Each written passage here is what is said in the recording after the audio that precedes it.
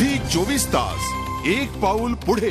सिंचन घोटाळ्यासाठी सरकारने आज एसआयटीची घोषणा केलेली आहे। मात्र ही खरीच चौकशी होईल की हा केवळ एक फार्स आहे याविषयी आपण चर्चा करतो आहोत। सिंचन तज्ञ प्रदीप पुरंदरे आपल्या सोबत आहेत। पुरंदरे सर, महाराष्ट्रामध्ये गेल्या अनेक महिन्यांपासून सिंचनाच्या घोटाळ्यावरची चर्चा गाजतेय। अनेक मुद्दे उपस्थित होत आहेत। अगदी प्रत्येक ठिकाणाची आकडेवारी सुद्धा आपल्यापर्यंत आलेली आहे। अशा परिस्थितीत ही एसआयटी आता येते आहे। चितळेंच्या नेतृत्वाखाली ही एसआयटी येणार आहे। तुमची आत्ता काय तुम्ही सरकारला सुचवाल? अजून 31 तारखेपर्यंत या समितीत अजून कोण कोण सदस्य असतील, त्यांचं स्वरूप काय असेल, असे सगळे मुद्दे यायचे आहेत।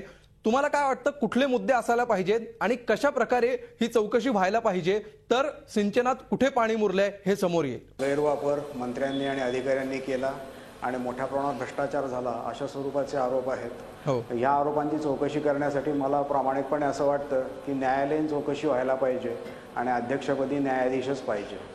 चितळे साहेब हे तज्ज्ञ आहेत, सिंचनातले तज्ज्ञ आहेत। ते या बाबतीमध्ये काही करू शकतील असं मला वाटत नाही। हा मुद्दा आहे। तेव्हा याचं स्वरूप शासनाने अजूनही बदलावं, ही न्यायालयीन चौकशी करावी आणि अध्यक्षपदी न्यायाधीश असावा अशी मी विनंती करेन। अगदी। आणि कशा प्रकारची ही चौकशी व्हायला पाहिजे असं तुम्हाला वाटतंय? जरी न्यायालयीन चौकशी नेमली सरकारने उद्या असं आपण गृहीत धरूया, तरी सुद्धा सध्या ज्या प्रकारे गेल्या अनेक वर्षांमध्ये सिंचनाचा घोटाळा झालेला आहे, याच्यातून बाहेर पडण्यासाठी आता सरकारने काय पावलं उचलण्याची गरज आहे चौकशीची?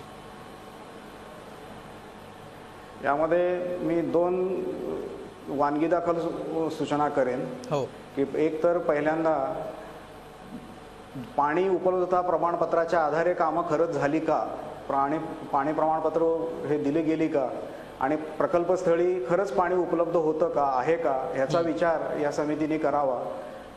असं सर्वसाधारणपणे दिसतं, बऱ्याच ठिकाणी चित्र असं बोललं जातं की ही प्रमाणपत्रच खोटी आहेत, पाण्याची उपलब्धता नसताना धरणं बांधली जात आहेत। तेव्हा ह्या गोष्टीची चौकशी व्हावी। दुसरा महत्त्वाचा मुद्दा मी नेहमी मांडत आलेलो आहे ते म्हणजे शासनाने जलसंपदा विभागाने जी सिंचित क्षेत्राची आकडेवारी दिलेली आहे ही खोटी आकडेवारी आहे। सिंचित क्षेत्र मोजलंच जात नाही किंवा त्याला कुठलाही शास्त्रीय आधार नाही। तेव्हा हे असं असताना कशी काय आकडेवारी आली ह्याची चौकशी व्हावी आणि ही आकडेवारी सुधारण्यासाठी ह्या पुढे जरी निदान काहीतरी पद्धत आपण घालून घ्यावी। अशा 2 सूचना मला वाटतं मी आता ताबडतोबीने करू शकेन। अभय देशपांडे, तुम्हाला काय वाटतं? एसआयटी हा सरकारनं केलेली धूळफेक आहे असं तुम्हाला वाटतं का? नाही, मुळात प्रश्न असा आहे की याला एसआयटी म्हणायचं का? कारण एसआयटी म्हणजे स्पेशल इन्व्हेस्टिगेशन टीम म्हणू, इन्व्हेस्टिगेशन हा शब्द क्रिमिनल कॉन्स्पिरसीशी निगडीत आहे। आता मी फार तर म्हणेल सिव्हिल इन्व्हेस्टिगेशन हा प्रकार आजपर्यंत पाहिला नाही। सिव्हिल इन्व्हेस्टिगेशन म्हणजे फॅक्ट फाइंडिंग कमिटी। ही समिती जर फॅक्ट फाइंडिंग कमिटी असेल तर या समितीची अपॉइंटमेंट जी आहे, नियुक्ती जी आहे ती कमिशन ऑफ एन्क्वायरीज ऍक्ट खाली होणार आहे का?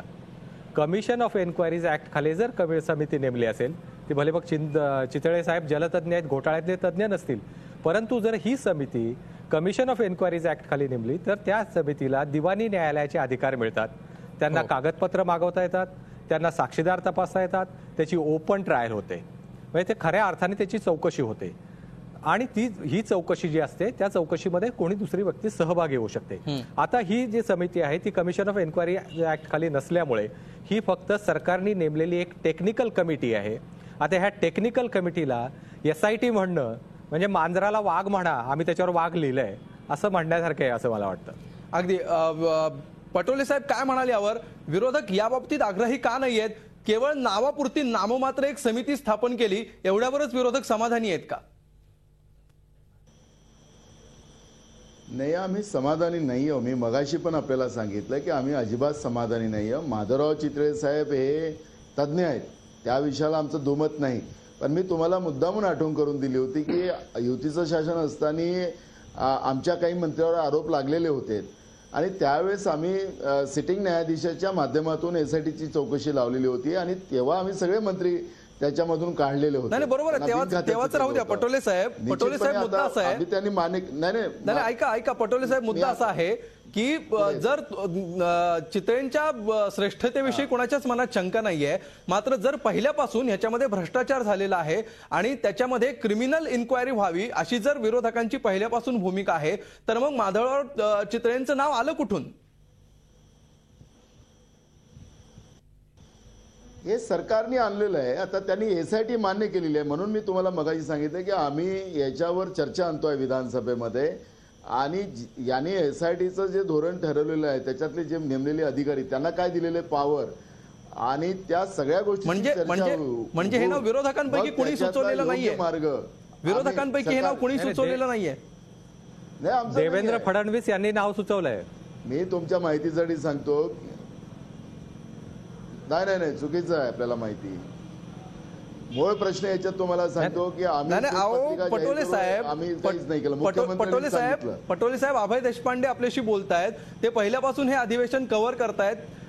ते असं म्हणतायत खडसेंनी त्यांच्या हो बोला अभय देशपांडे बोला. खडसेंनी त्यांच्या पत्रकार परिषदेत सांगितलं की चितळे यांचं नाव आम्ही सुचवलं होतं आणि ते सरकारने मान्य केलं. आता पटोलेंची वेगळी माहिती असेल तर मला माहित नाही. पटोले साहेब बोला. झी 24 तास एक पाऊल पुढे.